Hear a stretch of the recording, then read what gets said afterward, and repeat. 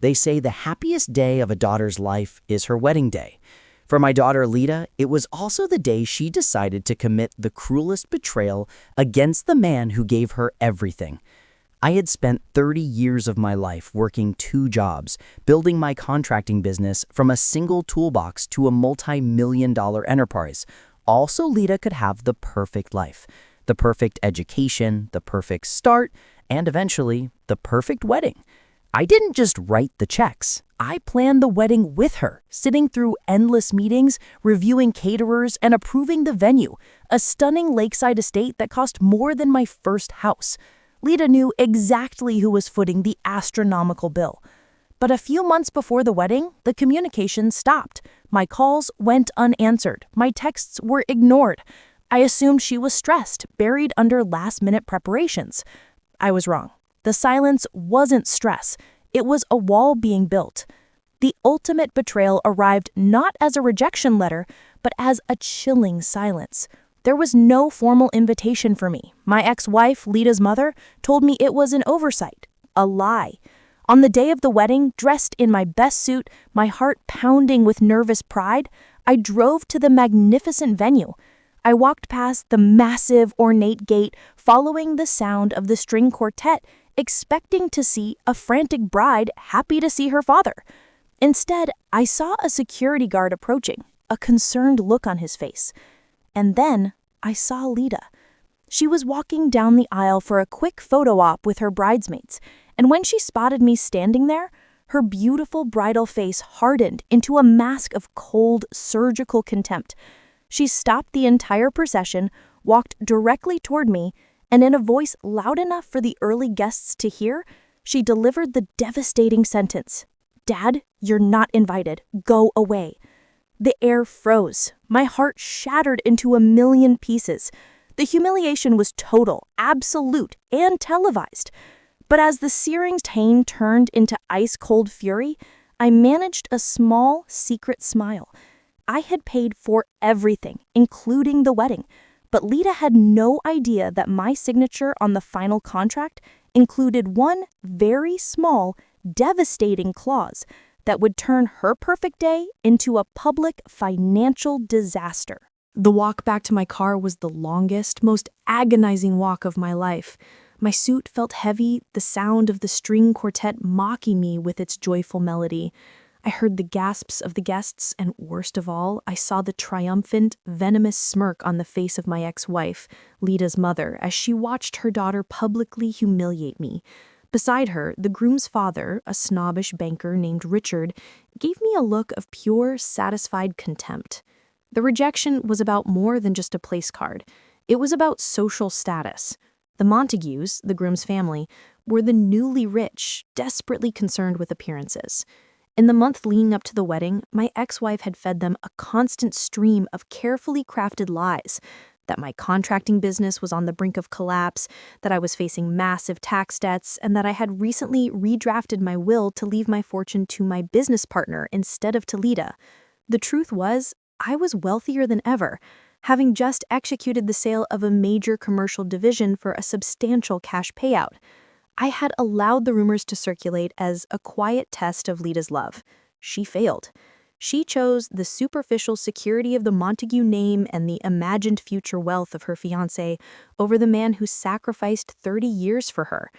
The silence, the ignored calls, and the final rejection were all orchestrated by the Montagues and my ex-wife to make me appear financially unstable and unsuitable for their elite social circle, thereby excising me from the wedding and, they hoped, from Leda's life entirely.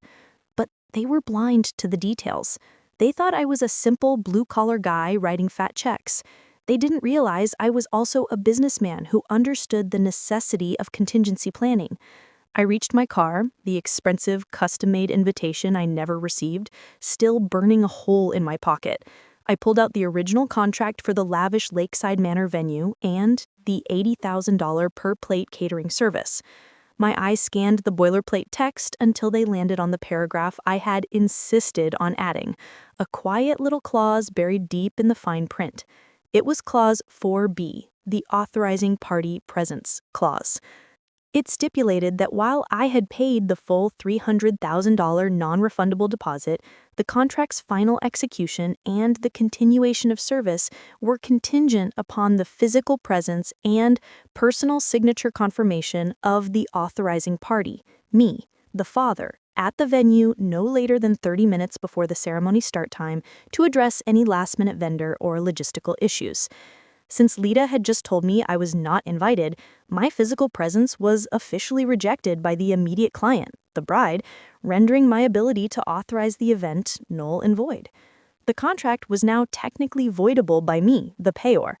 My heartbreak solidified into a cold, diamond-hard resolve. They wanted me gone?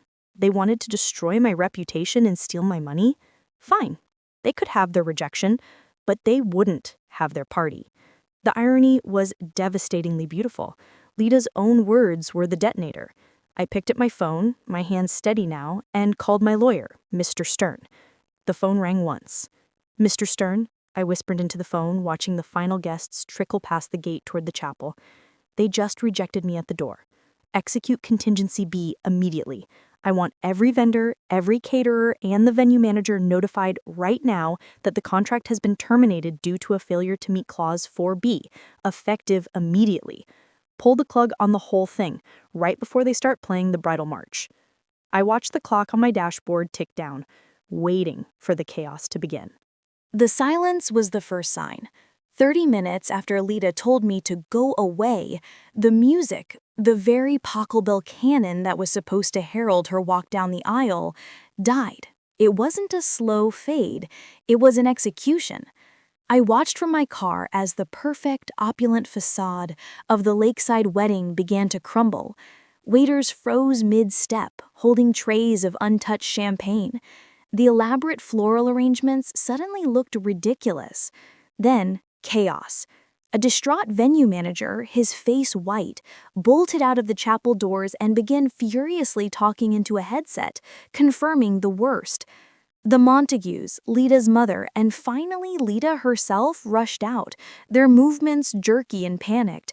They spotted my car immediately, parked just outside the main gate, like a patiently waiting executioner. Leda, in her extravagant white gown, ran toward me, her veil flying, her face a terrifying mix of blinding rage and disbelief. "What did you do? The food is being packed up. The music won't start. This is my day," she shrieked, her voice cracking. The Montagues descended on me like a pack of vultures. Richard, the groom's father, grabbed my arm. "You absolute animal. You can't just sabotage a contract. We paid the deposit. You'll be sued for the breach." I calmly pulled my arm free and slowly stepped out of the car, adjusting the lapels of my suit, which now felt less like a garment and more like armor. I held up a single sheet of paper, the final contract, and pointed to the finely printed section. "No, Richard, you won't sue me, because the contract isn't breached by me, it's voided by Leda." I fixed my gaze on my daughter, whose eyes were filled with venom. "Leda, you weren't just uninviting your father from a party. You were actively rejecting the authorizing party for the entire event. Clause 4B clearly states that the contract's continuation was contingent upon my presence and confirmation 30 minutes before the ceremony. When you publicly ordered me to go away, you officially removed the authorizing signature, effective immediately, thus voiding the contract." The reaction was instantaneous and explosive.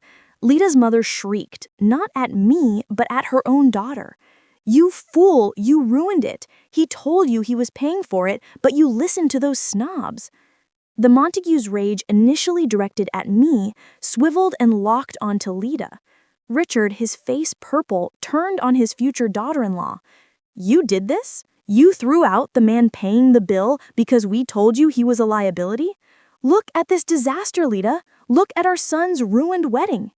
The hypocrisy was breathtaking. They only cared about the optics and the money, and now they were tearing Leda apart for costing them both. This was the moment I delivered the true, devastating financial blow. The $300,000 deposit, which was conditional on my attendance as the authorizing client, is now officially forfeit due to the event client's breach of that condition. I paused, letting the silence scream. And unfortunately for you, Richard, when you signed as the secondary guarantor to appease the venue's lawyers, you agreed to cover all remaining vendor costs in the event of a client-side forfeiture. Your family is now on the hook for the remaining $700,000 worth of catering, florals, and entertainment contracts I just canceled. The collective realization of the million-dollar price tag for Leda's arrogance hit them all at once. Leda's face dissolved from spite into pure financial terror, the kind of crushing fear she had never known.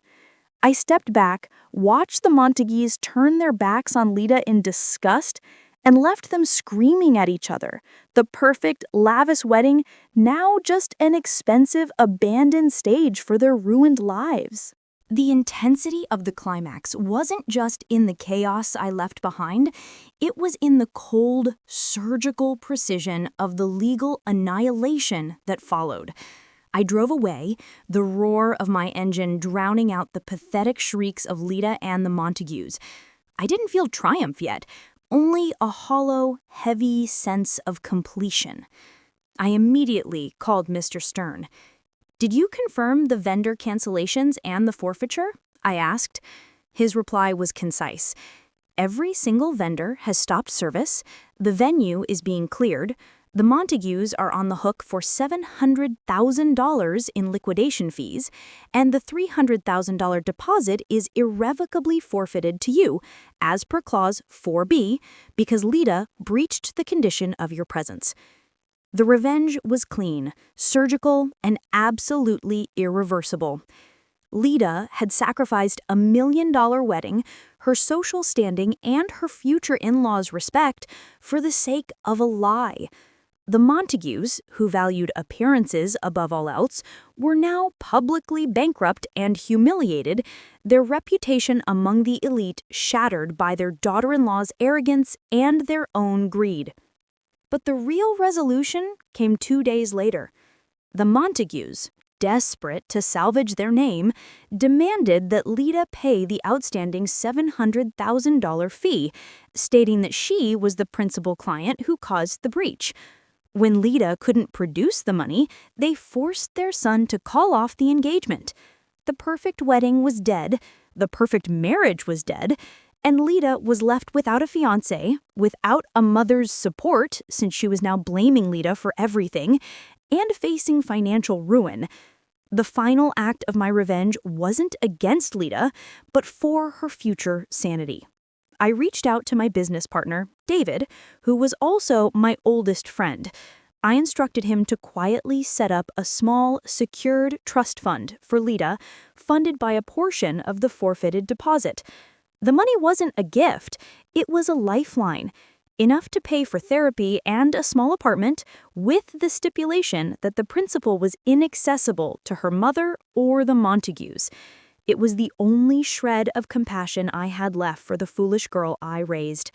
I had salvaged my financial integrity and ensured that the kindness of my heart, the desire to protect my child, was only expressed through secure channels, while the greed and arrogance of her fiancé's family and her mother were punished entirely.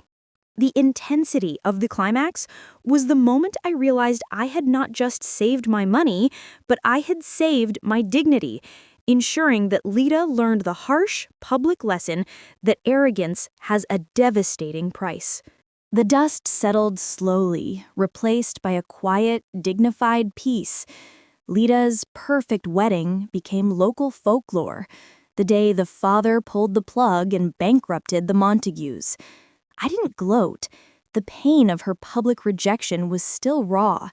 But the sweet realization was that I had not only protected my money, but had, paradoxically, saved Leda from a lifetime of misery. She was now free from the control of her manipulative mother and the snobbish Montagues, who had abandoned her the second the money disappeared. She had to move back to her mother's small apartment. a sharp contrast to the mansion she was supposed to inherit.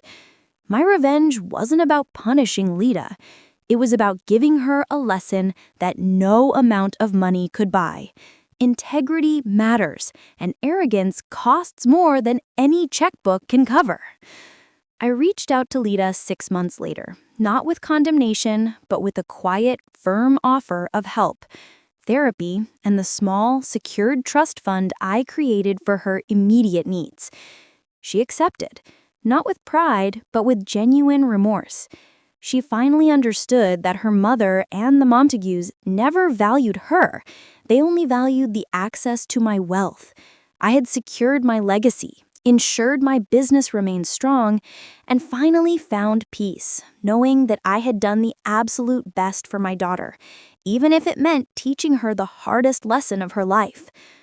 The moral of the story: the world teaches you to forgive, but sometimes, when betrayal is this complete and public, the only way to save yourself and teach the perpetrator a lasting lesson is to administer public financial justice. I realized that my love for Leda had blinded me to her greed, fueled by her mother's resentment. The moral here is simple: never let your emotion cloud your business acumen. Always protect your interests with a contingency plan, especially when dealing with family finances. Leda's own words, "Dad, you're not invited. Go away," were the very thing that allowed me to enforce the consequence. I proved that the best revenge isn't just about taking your money back. It's about making the betrayer's arrogance the instrument of their own complete downfall. I look forward now, spending my time focusing on my company and my future. My heart has healed, and my relationship with Leda is slowly rebuilding on a foundation of brutal honesty. The pain was worth the peace I have now. I learned that while love might be blind, I will never again sign a contract without a go-away clause, a reminder that some debts can only be paid in humiliation, not dollars.